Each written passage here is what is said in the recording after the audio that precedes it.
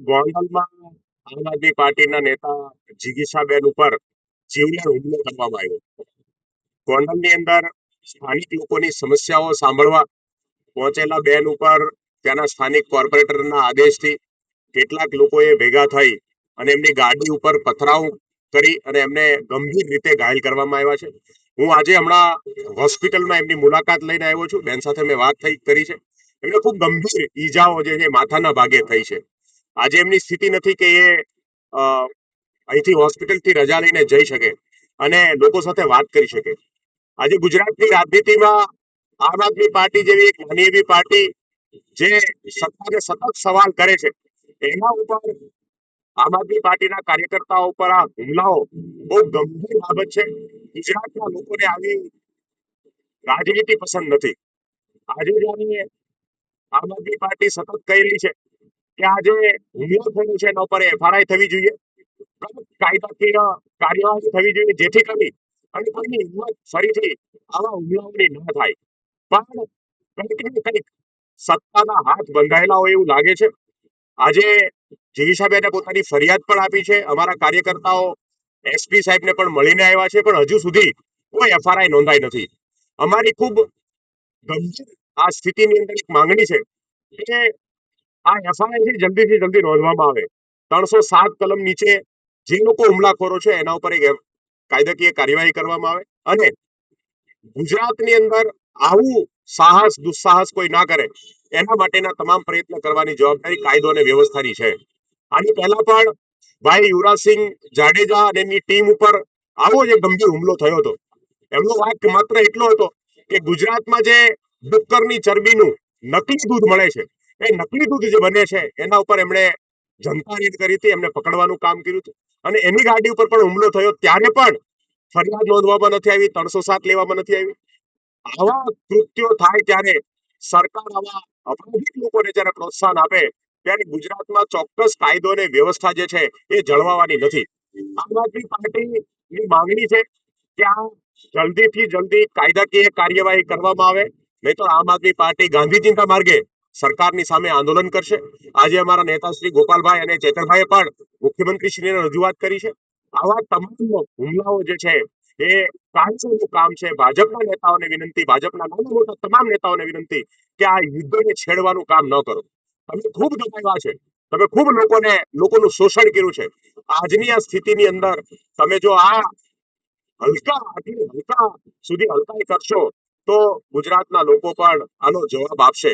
અને મને પૂરો ભરોસો છે કે ગુજરાતની અંદર ગુજરાતની જનતા જાગૃત થઈ રહી છે અને આવા તમામ હુમલાઓનો મક્કમતાથી જવાબ આપવામાં આવશે. જી મનોજભાઈ, એક પ્રશ્ન એ છે કે હર્ષ સંઘવી સાહેબે એવું કીધેલું કે પોલીસની સામે ઘણી વખત ઘણા લોકો દાદાગીરી કરતા હોય તો એને 24 કલાકની અંદર પકડી પાડવામાં આવશે અને એની ઉપર કાયદેસર કાર્યવાહી થશે. તો કોઈ આગેવાનો છે, કોઈ સમાજ માટે લડતા નેતાઓ છે, તો તેના ઉપર જ્યારે આવું બનાવ બને છે તો એના ઉપર કાયદેસર કાર્યવાહી કરવામાં કેમ સમય લાગે છે? એમાં પર તમારું શું કહેવું છે? ગુજરાતના ગૃહમંત્રી હર્ષ સંઘવી ના ચાવવાના અને બતાવવાના દાંત અલગ છે. એમણે આજ સુધી જે કીધું છે એનાથી હંમેશા ઉલટું કર્યું છે. ચપરાસીઓ, નાના મોટા વિસ્તારોમાં પાકીટમાંના વરઘોડા કાઢીને આ સરકાર અને આ પોલીસ મોટા ગુનેગારોની સામે નતમસ્તક છે. આપણે જોયું છે કે અનેક વખત પોલીસની ટીમો ઉપર હુમલા થયા છે, બુટલેગરો હુમલા કર્યા છે અને પોલીસની પોતાની ઇજ્જત જાય એ હદ સુધી આ સરકારે એવા હુમલાખોરોને છાવરવાનું કામ કર્યું છે.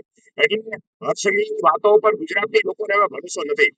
હવે તો એક્શન જનતા લાવે અને જનતા આજે છે આવા બે મોઢાના લોકોને ગઠ કરે એવી અમે જનતાને વિનંતી કરીએ છીએ. સરકાર પાસે આશા રાખવાની કોઈ મતલબ નથી. એફઆઈઆર પેન્ડિંગ નથી તો ક્યાંક ને ક્યાંક પોલીસ દબાયેલી છે કે પોલીસ કોઈ સેટલમેન્ટ નથી. પોલીસ હંમેશાથી અપરાધીઓ અને માથાભારે માણસોની ગુલામ રહી છે. આજે જયારે આપણે જાણીએ છીએ કે ગુજરાતમાં કાયદો અને વ્યવસ્થા સૌથી વધારે કથળી છે, ગુજરાતમાં જમીનથી રાત જેવી સ્થિતિ ઊભી થઈ છે, તમામ શહેરોમાં દારૂ ડ્રગ્સ બેફામ વેચાય છે, એવા સમયની અંદર પોલીસનું કામ શંકાસ્પદ રહ્યું છે અને માથાભારે લોકોથી, ગુંડાઓ મવાલીઓથી ડરવાનું જે છે એ પોલીસે પોતાની લાલચે અને કંઈક પોતાના પોલિટિકલ આકાઓ જે છે એના આદેશ અનુસાર આજે ગુજરાત પોલીસની ઇજ્જત ગઈ છે. અમારી વિનંતી છે કે ગુજરાત પોલીસ પણ કડક કાર્યવાહી કરી અને આ પોતાની જે ઇમેજ બગડી રહી છે એને સુધારવાનું કામ કરે. અને જી મનોજભાઈ, આ અત્યારે એક બનાવ બન્યો છે, આ કદાચ આમ આદમી પાર્ટીની વધતી લોકચાહનાને દબાવવા માટેનો પ્રયાસ છે, પરંતુ આગળ પણ જો આવી રીતના કોઈ બનાવ બન્યો તો તમારા તરફથી કેવી પ્રતિક્રિયા હશે? આમ આદમી પાર્ટી એક નાની એવી પાર્ટી છે. સતત સામાન્ય લોકોનો અવાજ ઉપાડવો, ખેડૂતો, મહિલાઓ, મજૂરો, વેપારીઓ, આ સતત ગુજરાતની અંદર જ્યારે સરકારની સામે સરકાર જ્યારે કામ ન કરે, પીડાઓ ઊભી થાય ત્યારે આમ આદમી પાર્ટી હંમેશા બોલી છે અને હંમેશાથી લડે છે. આ વખતે પણ આજે જ્યારે આ સ્થિતિ ગુજરાતમાં છે કે આમ આદમી પાર્ટીને પહેલા સિરિયસલી લેવામાં નહોતી આવતી. પહેલા એમના ઉપર હસવાનું કામ થતું હતું, પણ આજે જ્યારે આ હુમલાઓ ચાલુ થયા છે એ પ્રમાણ છે કે ગુજરાતમાં આમ આદમી પાર્ટીનો ની લોકપ્રિયતા વધી રહી છે. ગુજરાતના લોકો આમ આદમી પાર્ટીને પોતાની પાર્ટી બનાવી રહ્યા છે અને એટલા માટે આજે સત્તામાં બેઠેલા લોકોના પેટમાં તેલ રેડાયું છે. ગુજરાતના લોકો આમ આદમી પાર્ટી ઉપર થયેલા તમામ અત્યાચારનો જવાબ આપશે. આમ આદમી પાર્ટીના નેતાઓને જેલમાં નાખવા, એમને કોઈ પણ ભોગે એમના જામીન ન થાય એવા તમામ પ્રયત્નો કરવા. આમ આદમી પાર્ટીના નેતાઓ આવા તમામ જે અત્યાચારો છે એનાથી ડરતી નથી અને ગુજરાતના લોકોના આશીર્વાદથી આવનાર દિવસોમાં ગુજરાતમાં પરિવર્તન લાવીને રહેશે. છેલ્લો પ્રશ્ન મનોજભાઈ, કે જો આ કાર્યવાહી તમે જે કરી છે કાયદેસર કાર્યવાહી, પરંતુ ક્યાંક ને ક્યાંક જો કાયદો તેનું કામ નહીં કરે અથવા તો ચૂકશે, તો તમારા લોકોનું આગળનું જે છે કહેવાય કે પ્રત્યુત્તર શું હશે? જિગીશાબેન અમારી સતત માંગણી રહી છે. વારંવાર જ્યારે પણ હુમલા થયા ત્યારે અમે કડક કાયદાકીય કાર્યવાહીની માંગ કરી છે અને આજે પણ આ જિગીશાબેન ઉપર થયેલા હુમલાઓમાં પણ અમે એફઆરઆઈ નોંધાય અને કડક કાર્યવાહી થઈની માંગણી છે.